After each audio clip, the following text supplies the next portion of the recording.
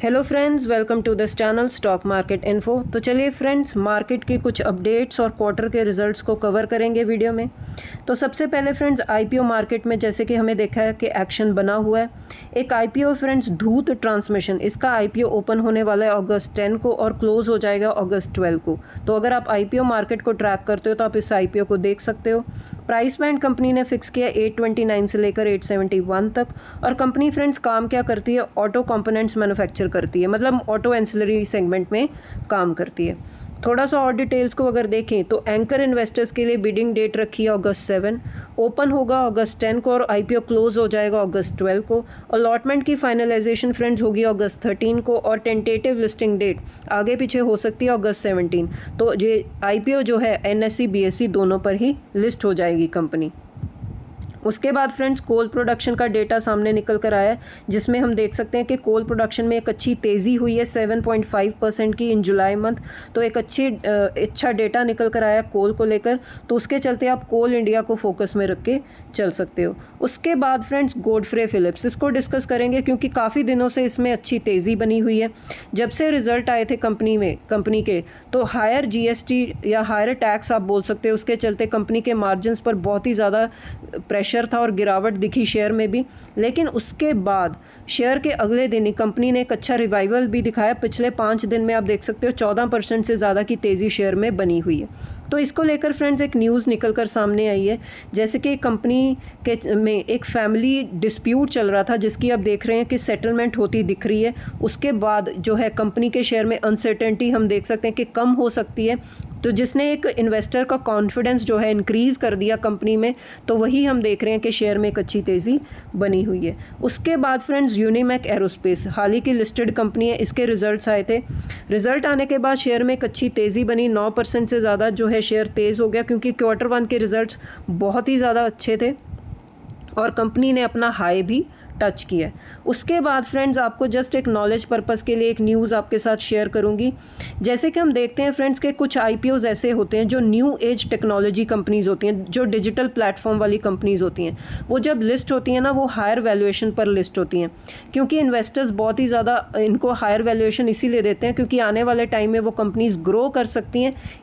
इसीलिए आज के टाइम में जो है इन्वेस्टर्स ज़्यादा पैसा उसमें लगाते हैं।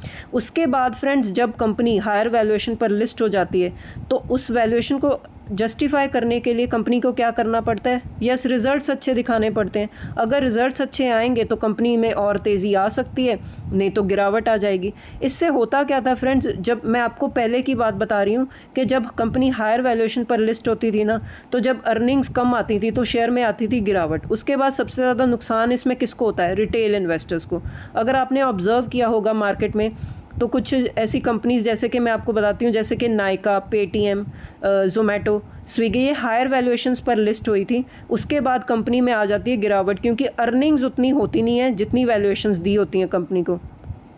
तो अब ये सिनेरियो फ्रेंड्स थोड़ा सा हमें चेंज होता दिख रहा है कि जो आईपीओ मार्केट में स्पेशली ये जो टेक्नोलॉजी वाली कंपनीज़ हैं, इसमें थोड़ा सा हम देखेंगे कि डिसिप्लिन आता दिखेगा हमें, जिसमें जो है अब इतने वैल्यूएशंस इन कंपनी को नहीं मिल सकते, या ये जो कंपनी जब फंड रेज भी करेंगी तो इतनी ज़्यादा फंड रेजिंग इनको नहीं मिल सकती। ऐसा ही हम देख रहे हैं फ्रेंड्स, जैसे कि एग्जाम्पल आपके सामने रखती हूँ जेप्टो का आईपीओ अब क्यों डिले होता जा रहा है? जैसे कि रिसेंटली हमने न्यूज़ देखी थी, क्योंकि जो इन्वेस्टर्स हैं वो वैल्यूएशंस कट के लिए बात कर रहे हैं। उनको ये लगता है कि बहुत ही ज़्यादा हायर वैल्यूएशंस है, इतनी वैल्यूएशंस होनी नहीं चाहिए, इसीलिए आईपीओ में वो डिले कर रहे हैं जेप्टो के जो फाउंडर्स हैं। तो यही सब चीज़ें हम देख रहे हैं फ्रेंड्स कि अब इन कंपनीज़ को हायर वैल्यूएशन मिलना थोड़ा सा मुश्किल हो सकता है। उसके बाद फ्रेंड्स एक डेटा और निकल कर सामने आया, जैसे कि हमें पता ही है डीआईएस लगातार बाइंग करते ही रहते हैं, जिसने एक अच्छी सपोर्ट भी दी है इंडियन इक्विटी मार्केट को। तो डेटा ये निकल कर आया सामने कि फ्रेंड्स डीआईएस ने जो सबसे ज़्यादा बाइंग की है वो किस सेगमेंट में की है? हेल्थ केयर सेगमेंट में, ऑटो सेगमेंट में और कैपिटल गुड सेगमेंट में। तो अगर आप चाहो तो इस न्यूज़ के चलते ऐसे सेक्टर्स को भी स्टडी कर सकते हो और उन सेक्टर्स की कंपनीज़ को भी स्टडी कर सकते हो। नेक्स्ट है फ्रेंड्स डिवीज़ लेबॉर्ट्रीज़। कंपनी का जब से रिजल्ट आए हैं फ्रेंड्स, कंपनी में एक अच्छी तेज़ी बनी हुई है और कंपनी ने फ्रेंड्स ऑल टाइम हाई अपना जो है टच कर दिया है। तो हेल्थ केयर सेगमेंट में, फार्मा सेगमेंट में जो सारी कंपनीज़ हैं, ऑलमोस्ट सारी कंपनीज जो है एक अच्छे डिसेंट रिजल्ट्स जो है डिक्लेयर कर रही हैं। उसके बाद हम देख रहे हैं कि शेयर में रिएक्शन भी आ रहा है, जहाँ पर हम देख रहे हैं मार्केट में कोई इंडेक्स लेवल पर अगर मैं बात करूँ तो जैसे कि कोई रिटर्न्स नहीं बन रहे, लेकिन वहीं अगर सिलेक्टिव मार्केट को देखो, अगर आप मतलब कुछ सिलेक्ट्स अगर मतलब कुछ कंपनीज़ अगर आप सिलेक्ट करने चाहो तो अब कुछ कंपनीज़ में आप देखोगे कि अच्छे रिटर्न्स भी बन रहे हैं। तो वही एग्जांपल है कि डिवीज़ लेबॉरेटरी ने अपना जो है 52 वीक हाई टच किया रिजल्ट्स के बाद। उसके बाद फ्रेंड्स एक बहुत ही अच्छी न्यूज़ निकल कर आई है L&T को लेकर कि L&T को फ्रेंड्स 15,000 करोड़ का जो है अल्ट्रा मेगा ऑर्डर मिला है। कहाँ से? मिडल ईस्ट से। तो मिडल ईस्ट में सबसे ज़्यादा जो प्रेजेंस है वो L&T की है।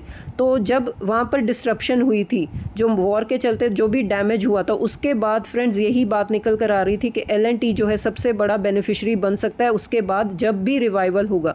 तो वही चीज़ें हम देख रहे हैं कि ये जो L&T जो स्टॉक है 15,000 का ऑर्डर मिला है इसे, तो बहुत ही बड़ा ऑर्डर मिला है मिडल ईस्ट से।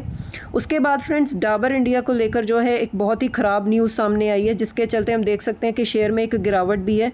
वो है FSSAI से लेकर कि उन्होंने बैन कर दिया कंपनी को कि ये जो कंपनी है, ये जो क्लेम करते हैं कि 100% क्लेम ऑन हनी, घी या कोकोनट वाटर, ये अपने प्रोडक्ट्स पर जो ये क्लेम लगाते हैं कि 100% जो है प्योरिटी है, अब ये कंपनी को जो है मतलब इस पर बैन लगा दिया है। तो ये बहुत ही ख़राब न्यूज़ है डाबर इंडिया को लेकर। तो इसके चलते आज शेयर में एक गिरावट भी बनी हुई थी।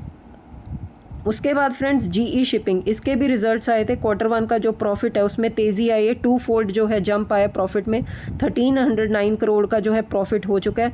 क्यों?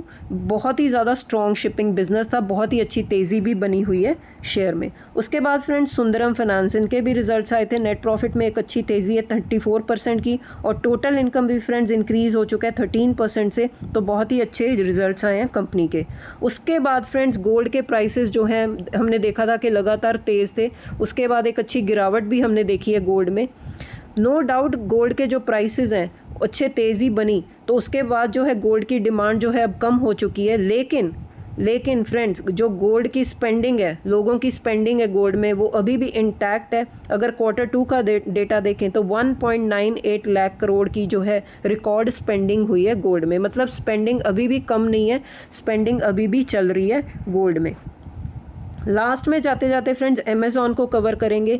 तो AI के चलते अमेज़ॉन के जो है रिजल्ट्स इतने अच्छे आए हैं कि कंपनी ने $3 ट्रिलियन का जो मार्केट कैप है वो टच किया है। रैली इसमें इसीलिए बनी है क्योंकि अर्निंग्स बहुत अच्छी थी और AI की जो डिमांड है जिसमें कंपनी काम कर रही है, उसके चलते कंपनी में बहुत ही अच्छे रिजल्ट्स आए। शेयर में एक अच्छी तेज़ी भी बनी है और शेयर ने फ्रेंड्स 23% की जो है तेज़ी दिखाई है इस साल, तो एक रिकॉर्ड हाई भी टच किया। तो AI के चलते कंपनी में एक अच्छी तेज़ी भी बनी और अच्छा मार्केट कैप भी कंपनी ने गेन किया। तो ठीक है फ्रेंड्स, इस वीडियो में इतना ही। अब मिलते हैं नेक्स्ट वीडियो में। Till then bye bye.